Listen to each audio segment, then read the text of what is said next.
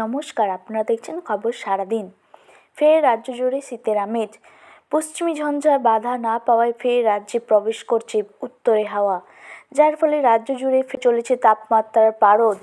আলিপুর আবহাওয়া দপ্তর সূত্রে খবর, দিনের তাপমাত্রা তেমনভাবে না কমলেও সন্ধে নামার পর থেকে বেশ ঠান্ডা অনুভূত হবে রাজ্য জুড়েই।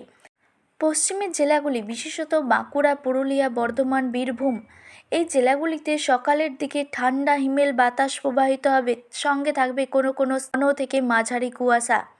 তবে পশ্চিমাঞ্চল ছাড়াও দক্ষিণবঙ্গের পূর্ব মেদিনীপুর, পশ্চিম মেদিনীপুর মতো জায়গাগুলিতেও সকালবেলায় বেশ ঠান্ডা অনুভূত হতে পারে। কলকাতা জুড়েও আগামী কয়েকদিন বেশ ঠান্ডা অনুভূত হতে চলেছে।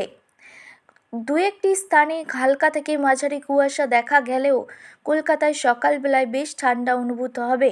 তবে বেলা বাড়লেই রৌদ্রের চড়া তাপে তেমন ঠান্ডা অনুভূত হবে না।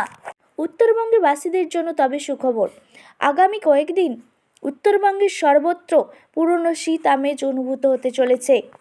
উত্তরবঙ্গের দার্জিলিং ও তার পার্শ্ববর্তী অঞ্চলগুলি বিশেষত আলিপুরদুয়ার, কোচবিহার, কালিম্পং ও জলপাইগুড়ির মতো জায়গাগুলিতে সকালের দিকে বেশ কনকনে ঠান্ডা অনুভূত হবে।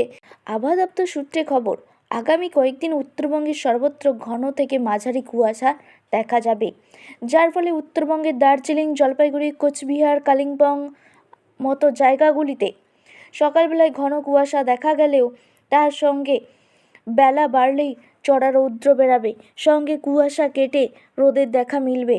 সংক্রান্ত বিভিন্ন খবরাখবর পেতে আমাদের চ্যানেলটিকে অবশ্যই সাবস্ক্রাইব করবেন এবং খবরটি ভালো লাগলে একটি লাইক ও শেয়ার করে দেবেন। ধন্যবাদ।